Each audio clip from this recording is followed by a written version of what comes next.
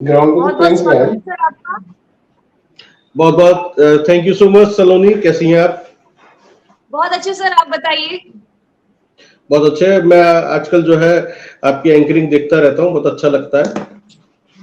जी sir. Sir अभी जो ये विवाद अचानक से सुर्खियों में आ गया है, एल्विश यादव जो खुद एक बहुत बड़े यूट्यूबर है, इतने ज्यादा फॉलोअर्स है, अचानक से वो विवादों में आ जाते हैं। सुबह उठते ही ऐसा सामने आ जाता है कि वो सांपों के जहर का तस्करी हो रहा है, साथ ही विदेशी लड़कियों का तस्करी भी एल्विश यादव कर रहे हैं। तो इस पर क्या कहना चाहेंगे आप कि क्या ये विवाद क्या क्यों सुर्खियों में आ गया, अचानक से एल्विश यादव का नाम जुड़ जाना सीधे नोएडा से? देखिए, एल्विस यादव शुरू से जो है सुर्खियों में रहे हैं। कभी अपने व्यवहार को लेकर सुर्खियों में रहते हैं, कभी अपने एटीट्यूड को लेकर सुर्खियों में रहते हैं। तो ये सुर्खियों में बने रहने की उनकी आदत है।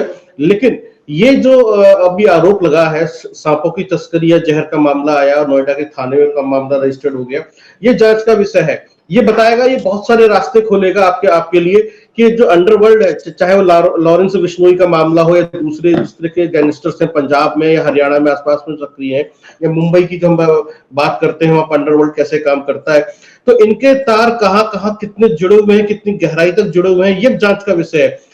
पुलिस जितना इसको खंगालेगी उतने ही तार हमें निकल के सामने दिखाई देंगे, उतने ही लोगों के नाम हमारे सामने आएंगे और पता चलेगा कि आखिरकार हो क्या रहा है। अभी आपने देखा होगा कुछ समय पहले जिस तरीके से जांच एजेंसीज काम कर रही थी, चाहे सुशांत सिंह राजपूत का मामला रहा हो, वहां से निकल के सामने आया कि किस तरह ड्रग्स वहां पर फैली हुई है। कभी कभी हमने शाहरुख खान के बेटे की गिरफ्तारी भी देखी है, हमने उसको भी देखा हमने जिस तरीके से। जी सर। तो बॉलीवुड में या फिर टीवी इंडस्ट्री है, और जो पंजाब या हरियाणा की हम बात करते हैं, जो बॉर्डर से लगे हुए राज्य हैं, वहां पर जो गैंगस्टर्स हैं वो किस तरह की तस्करी कर रहे हैं, किस तरह के लोग जुड़े हुए हैं। और बॉलीवुड में ऐसे लोगों को चिन्हित किया जाना बहुत जरूरी है जो कि तस्करी में इन्वॉल्व है। चाहे पुरानी हिंदी फिल्में आपने देखी होंगी, आपको दिखाई देता है गोल्ड की तस्करी होती थी, वो थोड़ा सा बंद हो गई, लेकिन ड्रग्स की तस्करी है, दुर्लभ जो है मूर्तियों की तस्करी है, या फिर दुर्लभ प्रजाति के जो है जानवरों की, प्राणियों की तस्करी जारी है। ऐसे में एल्विस का नाम यदि सामने आया है तो ये बहुत बड़ी बात है, जांच का विषय है। इसमें पुलिस को किसी भी तरह की लापरवाही नहीं बरतनी चाहिए, किसी भी तरह के राजनीतिक प्रेशर में नहीं आना चाहिए, उनको किसी भी तरीके से उनसे इन्फ्लुएंस नहीं होना चाहिए।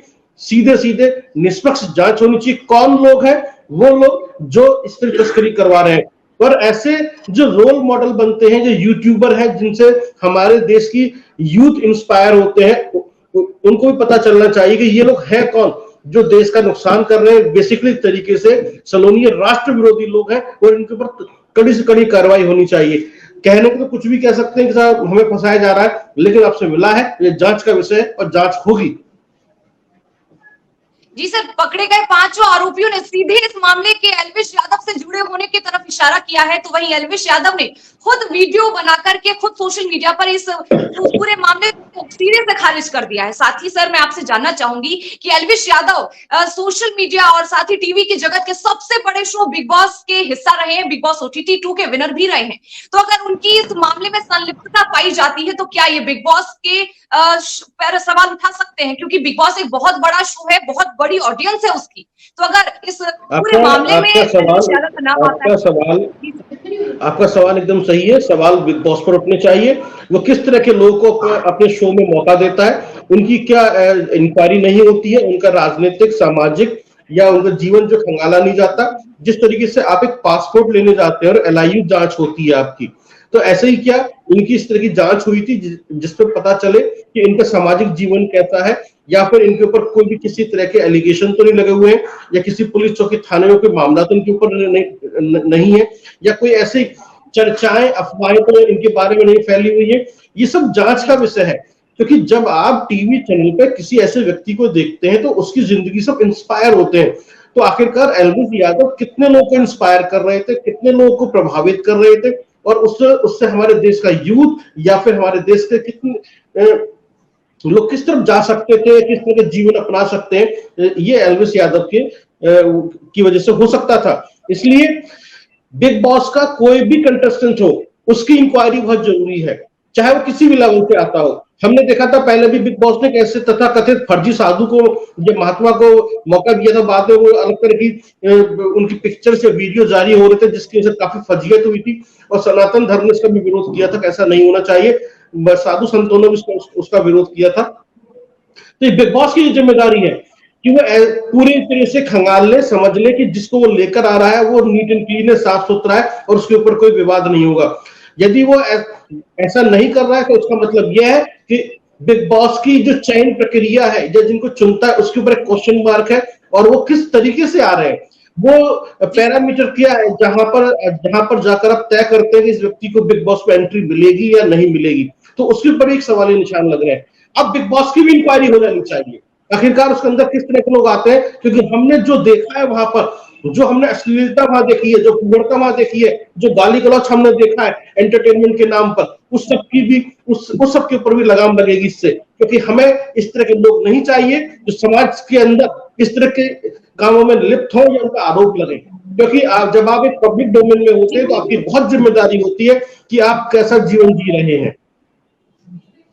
जी बिल्कुल, एल्विश यादव की बहुत बड़े पैमाने फैन फॉलोइंग है और साथ ही वो एक बहुत अच्छे इन्फ्लुएंसर भी माने जाते हैं। और साथ ही इसकी बात सामने आई जब जब ये मामला सामने आया, सुर्खियों में आया, तो अब पूरा सोशल मीडिया दो धड़ में बच चुका है। एक धड़ जहां उन्हें ट्रोल कर रहा है तो वहीं दूसरा उनके समर्थन में उतर गया है। साथ ही हमारे साथ हमारी सहयोगी जुड़ चुके हैं रूबी सिंह चौहान, जिनसे इस बारे में और भी जानकारी लेंगे। तो रूबी, क्या कुछ और भी बातें इस मामले में सामने आ रही? सबसे पहले तो नमस्कार आप दोनों को ही।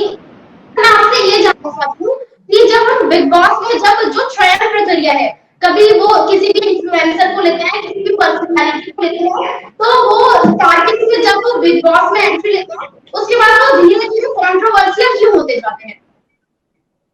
देखिए, इसका रीजन सिर्फ इतना है क्योंकि बिग बॉस एक एंटरटेनमेंट बेस्ड प्रोग्राम है, लोगों को उसको मनोरंजन करना है, चाहे मनोरंजन किसी भी तरीके से आए, चाहे लोगों का मजाक उड़ाकर आए या लड़ाई झगड़ा कर आए, लोगों को सिर्फ मनोरंजन चाहिए, जिसके लिए सब कुछ करते हैं। और यही बिग बॉस की यूएसपी है, वो सब कुछ का काम कराता है जिससे लोगों का इंटरेस्ट बना रहे और लोग उसको देखते हैं, टीआरपी उसकी बढ़ती रहे, यही है। ऐसे ही आप कपिल शर्मा शो देख लीजिए, वो सिर्फ अपने शो में बुलाकर लोगों को बहुत ही फुगरता के साथ अपमान करता है, मजाक उड़ाता है लोगों का, उस पर हंसता है, लोग ऑडियंस को हंसाता है उसके ऊपर। तो ये जो लोगों को जिन चीजों में इंटरेस्ट आ रहा है, जिससे उनका मनोरंजन होता है, वो शो उस तरह की यूएसपी को अपनाते हुए चले जाते हैं, चाहे कपिल शर्मा का शो हो, चाहे फिर वो जो बिग बॉस का शो हो। यहाँ पर सवाल ये है कि यदि हमें ऐसे लोगों को रोकना है तो रुकेंगे कैसे? जैसे भी एल्विस यादव ने कह दिया कि मेरे खिलाफ एक साजिश है, समर्थक कहते हैं ऐसा कुछ नहीं है।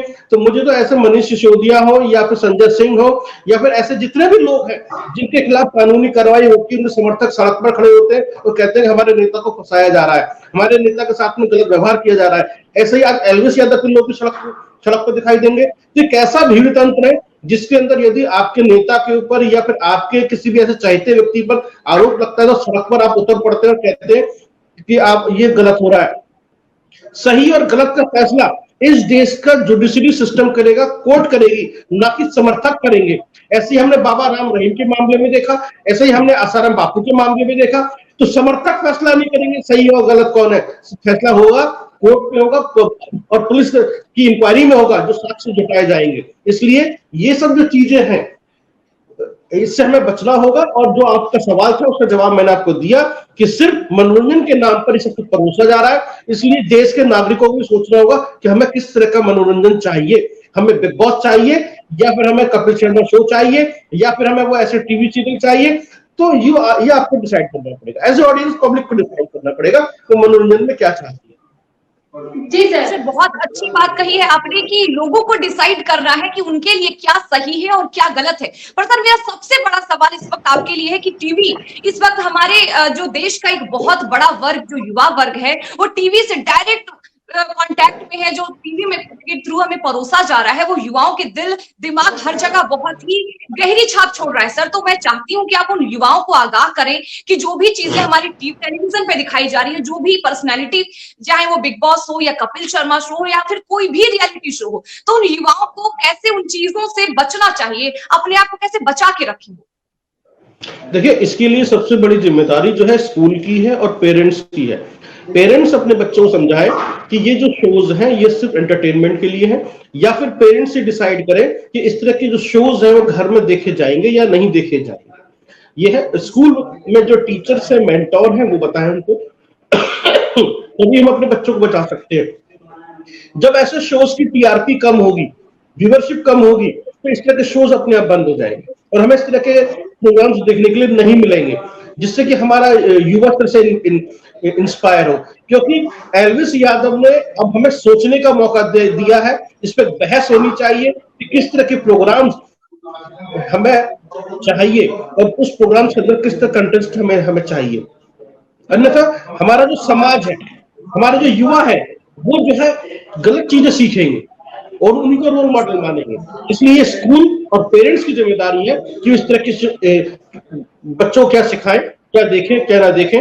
आजकल आप देख रही हैं सलोनी, जिस तरह से बच्चे रील्स में पूरे दिन बिजी रहते हैं, अलग अलग तरह के रील्स हैं, अलग अलग कैटेगरी के रील्स हैं, अश्लील भी रील्स हैं, ये वीडियोस आ रहे हैं, जिसकी वजह से बच्चे पूरे दिन मोबाइल पर रहते हैं और एक मोबाइल एडिक्शन आ गया है। मोबाइल एडिक्शन की वजह से किस तरह की गंभीर बीमारियां फैल रही हैं बच्चों के अंदर, मेमोरी लॉस हो रहा है, फोकस नहीं कर पाते अपनी पढ़ाई के ऊपर, बच्चे एग्रेसिव हो रहे हैं, माँ बाप पे अटैक भी कर रहे हैं। तो ये जो स्थितियां हैं, इन सबसे बचाने के लिए स्कूल और पेरेंट्स को दोनों को साथ में आना पड़ेगा, तभी जाके स्थितियां बदलेंगी।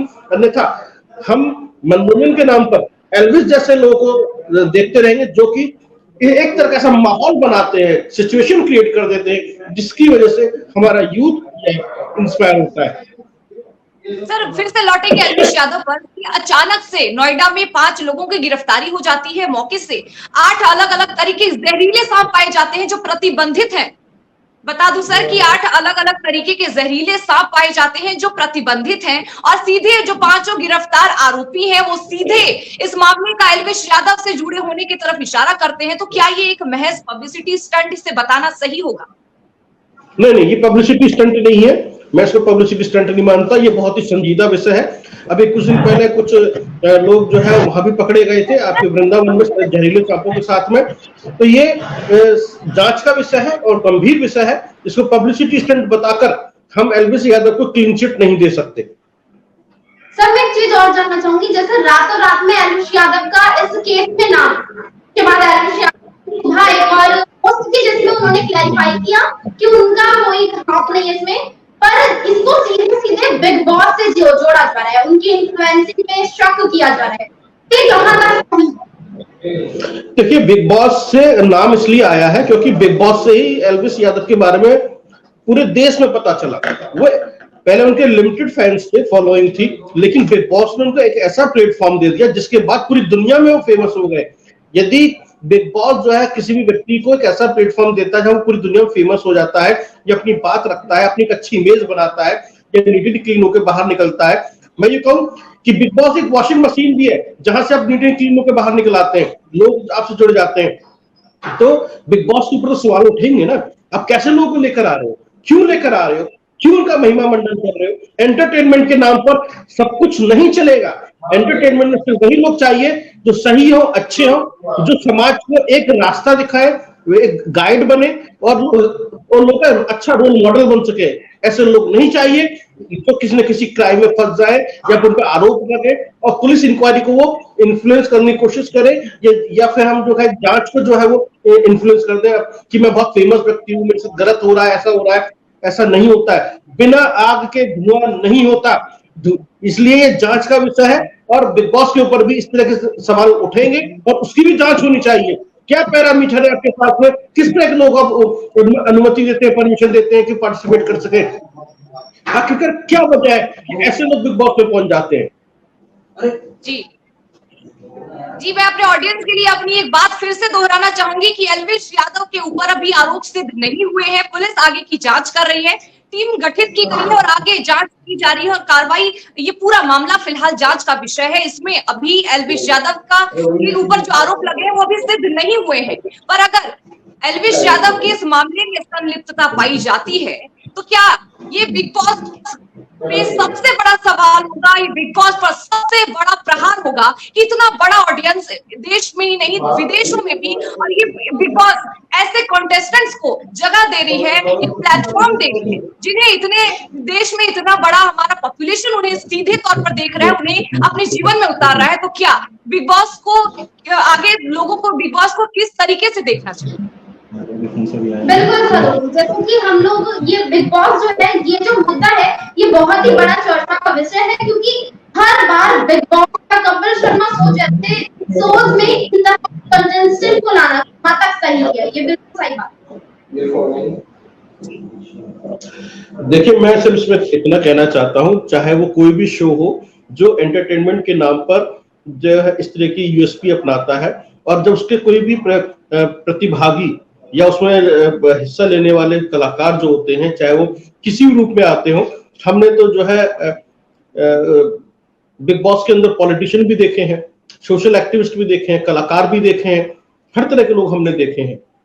यदि इस तरह के लोग वहां आ रहे हैं तो उनके बारे में जानकारी होना बेहद आवश्यक है।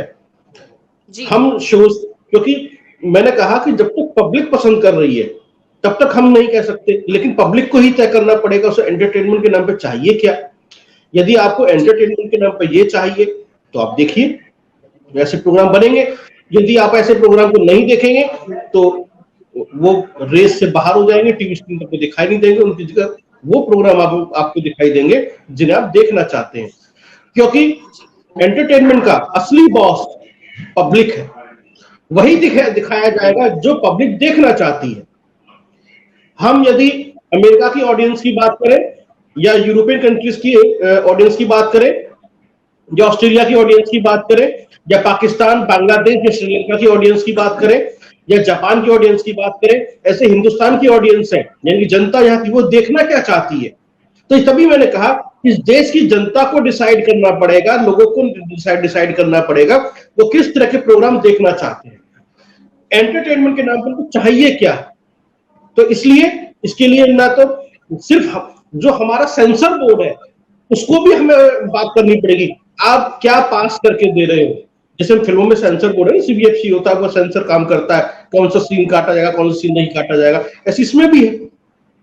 तो कहां तक कितनी चीजें जायज है, तो ये एक बहस का विषय है, इस पर मंथन होना चाहिए, चिंतन होना चाहिए, देश के सभी बुद्धिजीवियों पर इस पर बात करनी चाहिए, सरकार को इसके ऊपर बात करनी चाहिए, एक नियामक बॉडी बनानी चाहिए जो पूरी इसकी निगरानी करे कि किस तरह के प्रोग्राम्स बन रहे हैं और वो आ रहे हैं। अभी ओटीटी प्लेटफॉर्म को लेकर इस तरह की चीजें नहीं है, वरना आप देखें जितनी गंदगी, फूहड़ता, अश्लीलता ओटीटी प्लेटफॉर्म की वेब सीरीज में फैलाई है, किसी ने भी नहीं फैलाई है। तो इसलिए हमें हर जगह एंटरटेनमेंट के नाम पर ऐसी चीजें परोसी जानी ठीक नहीं है, क्योंकि हमारे एंटरटेनमेंट के नाम पर ऐसे कंटेंट पर लगाम लगना बेहद जरूरी है। फिर बहुत बहुत धन्यवाद इस तमाम बातचीत के लिए। एल्विश यादव और बिग बॉस पर यह बहस आगे भी जारी रहेगी, तब तक के लिए दे मुझे इजाजत और देखते रहें न्यू इंडिया लाइव।